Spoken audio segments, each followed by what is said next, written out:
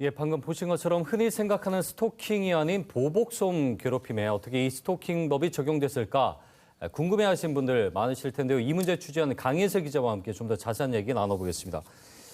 강 기자, 어서 오십시오. 예, 우리가 보통 스토킹하면은 남녀 간의 어떤 데이트 폭력이나 이런 것들 먼저 떠올리기 마련인데, 자, 어떻게 스토킹법을 적용할 수 있었는지부터 들어보죠.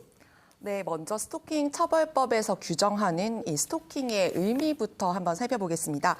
상대방의 의사에 반해 정당한 이유 없이 불안이나 공포를 주는 행위를 스토킹으로 정의하고 있는데요. 네. 앞선 사건에서 재판부는 아랫집 남성의 보복소음을 층간소음을 빌미로 한 정당한 이유 없는 행동이라고 판단했습니다. 예. 또 위층 집 앞에서 지속적으로 서성거린 행동도 했기 때문에 스토킹 혐의를 적용한 건데요. 예. 무엇보다 스토킹의 판단하는 데 가장 중요한 건 지속성과 반복성입니다.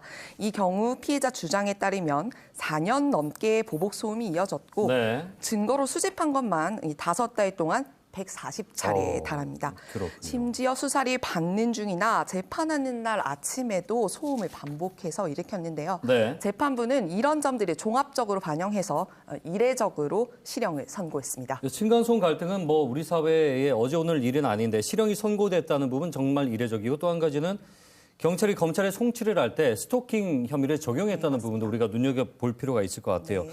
그렇다고 해서 이 모든 보복소음이 또 스토킹으로 처벌되는 건 아니라고 봐야 되겠죠. 네, 그렇습니다. 법원의 좀 또 다른 판결을 통해서 좀 어떻게 다른지 한번 살펴보도록 하겠습니다.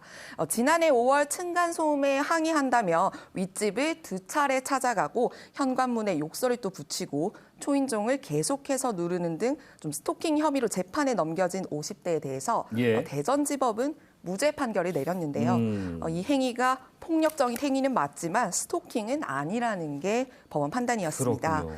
하지만 같은 해 12월 법원은 층간소음에 불만을 품고 스피커를 천장에 설치해 보복소음을 낸 40대 부부에게는 스토킹 처벌법 혐의를 적용했습니다. 네.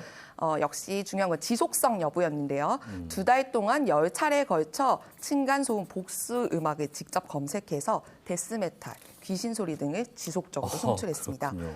법원은 소음이 지속적으로 이어졌고 다른 이웃들까지 고통받은 점을 이유로 이 행위를 스토킹으로 판단했습니다. 그렇군요. 일단은 이제 경찰이 이거 스토킹으로 적용할지 말지에 대한 판단을 하는 것이 맞고, 그렇게 적용됐다고 하더라도 케이스마다 이렇게 다르군요. 예. 자, 그래서 이제 이번 판결의 핵심은 지속성과 반복성을 법원에 인정했다는 점인데, 이걸 글쎄요, 이제 어떻게 무슨 기준으로 볼 것이냐. 일선 현장에서는 어떻게 좀 반응들이 나오고 있습니까? 네, 맞습니다. 아직 이 법의 지속성이나 반복성에 대한 구체적인 기준이 없다 보니 경찰이나 검찰이 어떻게 판단하느냐에 따라서 좀 결과가 달라지기도 그러니까요. 하는데요. 또 아직 법 시행 초기고 판례도 좀 많이 없기 때문에 수사기관들이 좀 난감해하는 경우가 많습니다. 네. 또 악의적인 허위 신고가 들어왔을 때 피해자가 오히려 스토킹 피의자로 오해받을 수 있는 점도 좀 우려 상황인데요. 예를 들어 부당하게 임금을 못 받은 노동자가 고용주에게 지속해서 연락하는 경우도 때에 따라 좀 괴롭힘으로 해석될 수 있다는 여지가 있다는 겁니다. 하지만 대부분 수사관들은 법 시행 이후 피해자 보호가 두터워졌다고 긍정적으로 평가했습니다. 앞선 보복소음 사건 같은 경우에도 예전엔 신고가 접수돼도 경찰이 해줄 수 있는 게 없어서 답답한 마음으로 그냥 출동만 했다면 이제는 가해자에게 징역형에 처할 수 있다고 경고할 수 있고 또 분리조치, 접근 금지 명령도 할 수 있기 때문에 피해자 보호 부분은 개선됐다고 볼 수 있습니다. 이 갈등의 근본적인 문제가 될 수 있을런지는 좀 더 지켜봐야 되겠지만, 어쨌거나 좀 더 이런 충돌을 줄일 수 있는 계기가 되면 좋겠네요. 예, 오늘 말씀 여기까지 듣겠습니다. 고맙습니다. 강예슬 기자와 함께했습니다.